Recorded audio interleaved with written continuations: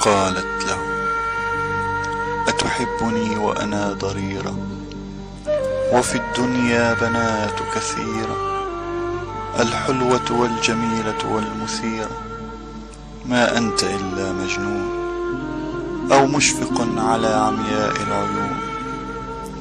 قال: بل أنا عاشق يا حلوتي، ولا أتمنى من دنيتي إلا أن تصيري زوجتي، وقد رزقني الله المال وما أظن الشفاء محال.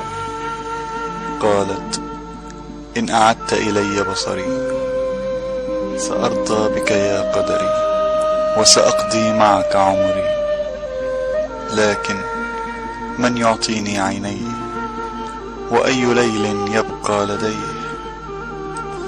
وفي يوم جاءها مسرعا: أبشري قد وجدت المتبرعا، وستبصرين ما خلق الله وأبدع، وستوفين بوعدك لي، وتكونين زوجة لي.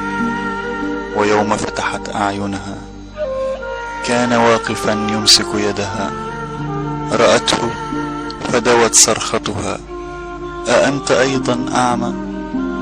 وبكت حظها الشؤم.